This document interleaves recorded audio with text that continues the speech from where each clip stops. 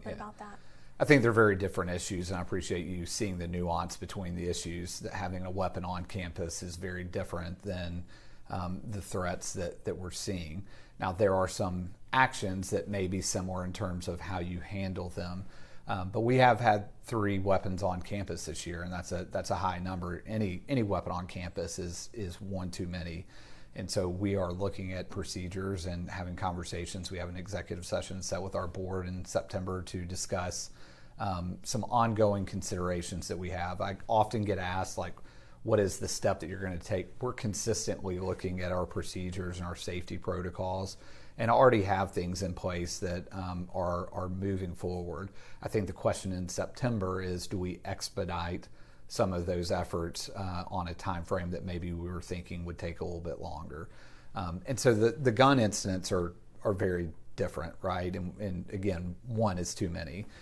The threats of mass violence, those can come from any number of places. You mentioned online threats, and of course that is one that we're seeing more often from kids today. Yes. But it's also coming from kids that are saying things in class out of anger or frustration with no intent, right? However, the way the law is written currently is they're going to be treated the same. And so a student that makes an online threat that may be valid is getting the same treatment in terms of the felony charge as a kid who just says something that's threatening out of anger. And so I think there are a couple of messages that tie into that. Number one, any threat we take very seriously, and we're investigating and working with law enforcement to make sure that we're taking the right steps. I think the second thing is to remind parents and to remind students that your words matter, and that regardless of your intent, regardless of what you mean by those words, they're going to be taken seriously and they're going to be treated as if there was intent. And so that's important for our kids to remember, and important for our parents to remind kids that their words do matter. Thank you for that as well. Let's shift gears just a moment here to talk about some of those actual guns that were found, or weapons on campus. Can you talk to me about what happened at the Howard School and what happened at East Hamilton, if you don't mind? Well, I can't go into, obviously, a lot of specifics, but I mean, there have been a couple of incidents. One at the very beginning of the year where some juveniles were coming actually to look at register. They were not students currently at Howard that got in an altercation and a gun fell out of one of their pockets. The other two is where our students brought weapons onto campus. That's obviously very concerning. What I will say about both of those is that we have things in place already that are working in terms of, our quick tip line of where people can go in and put in anonymous tips. And in one of those situations, we were able to find the weapon based on a quick tip. And so we have processes in place that we see are working. What we're thinking about now is, and we have been thinking about for a couple of years and putting things in place, is what can we do better to even get to a point where we're preventing any weapon from coming on campus. Exactly. I know that that's definitely the goal. Are you able to tell me which incident that the quick tip helped out? No, I mean, I don't think that really matters. Okay. Just wanted to ask. As far as those additional safety measures, you said that there's some in place and there's some that you're maybe hoping to implement. Can you elaborate on some of the ones that are already in place besides just the quick tip line?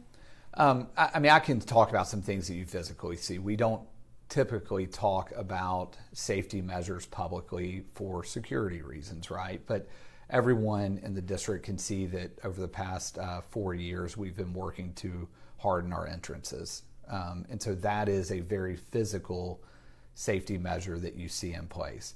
You also see that 2 summers ago, we spent the money along with the County Commission to make sure that we had an armed SSO or an armed SRD in every single building. It's the first time in the history of Hamilton County Schools that we have armed personnel in every building, elementary through high school. And so those are some very obvious things that you see.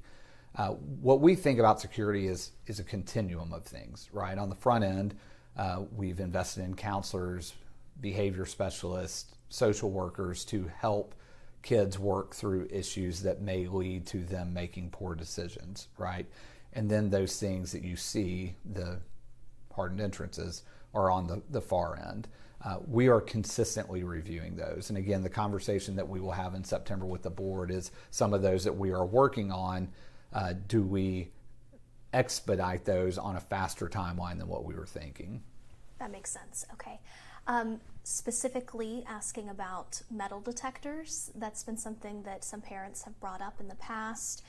Is this something that you would say that we're considering for our schools? For us, I don't think anything is off the table, right? And I think we are always looking at what we can do to improve. And so whether it's cameras with advanced technology, whether it's other new technologies that have improved over the years, we're always going to look at what we can do to make schools safer. Wonderful. And is there anything that you would say to these parents who are nervous?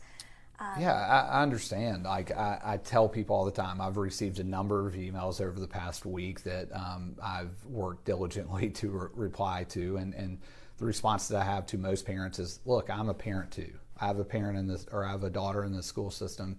I understand the concern. As a superintendent in this school system, school safety is the heaviest burden that I carry. School safety for the school board is the heaviest burden they carry. We are consistently and constantly working to make sure that our kids are safe. So I understand their concern, and what I would say to them is work alongside with us. This is not just a school issue, right? Many of these things are happening outside of the schools that then manifest themselves inside of our schools. So parents need to be involved. They need to be talking to their kids. They need to monitor their students' online activity. They need to have real conversations about consequences with their kids. And so we are doing everything that we can, and I want to assure them that we're taking steps consistently to improve, but then to recognize also that there are other community responsibilities that need to be taken seriously to help us create safe environments. Wonderful. That is all the questions I have. I really appreciate you. Is there anything missed? Okay. Thanks. Thank you. I appreciate you.